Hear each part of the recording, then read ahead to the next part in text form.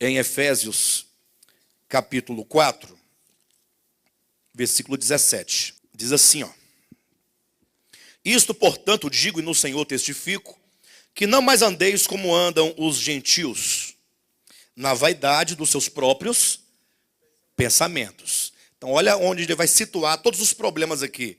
Ele fala da vaidade. Vaidade não é algo. Vaidade é o sentido que você dá a alguma coisa que é passageira. Então, tudo que você confere um valor como se fosse eterno a algo que é passageiro, isso é vaidade. Então, fala da vaidade dos seus próprios pensamentos. Versículo 18. Obscurecidos de entendimento. Ou seja, o problema dos gentios está no entendimento obscuro. Está numa mente que não consegue compreender a verdade à luz da verdade. Alheios à vida de Deus por causa da ignorância em que vivem. Então fala agora da ignorância, ou seja, tudo passa no entendimento, na mente. Razão porque é dito pela dureza do coração.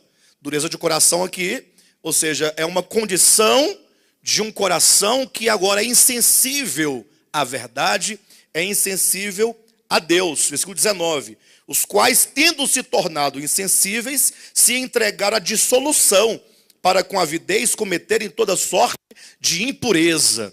Você percebe que quando o apóstolo Paulo fala aqui sobre a questão pecaminosa, ele situa o problema no entendimento, numa mente entenebrecida. Não é sem razão que o próprio Jesus Cristo ele diz, olha, e conhecereis a verdade, e a verdade vos libertará.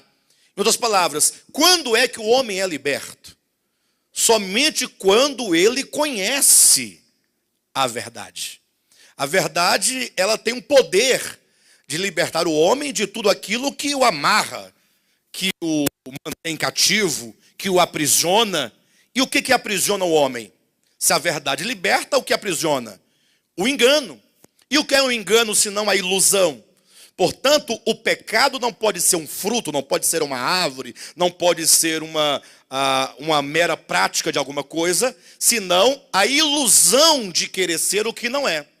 Razão porque quando se vai estudar a questão do pecado, não podemos começar pelo homem, pelo pecado ou pela queda do homem, senão que se deve começar pela queda do primeiro, do pai, que originou a queda, que é Lúcifer.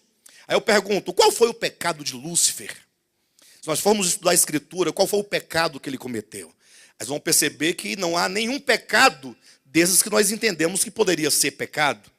Mas o pecado deles ocorreu no coração e no entendimento. Na medida em que ele foi se orgulhando, achando que ele era algo sem que ele fosse, querendo ser o que não poderia ser. Ele disse, eu subirei acima das estrelas dos céus, exaltarei o meu trono e serei semelhante ao Altíssimo.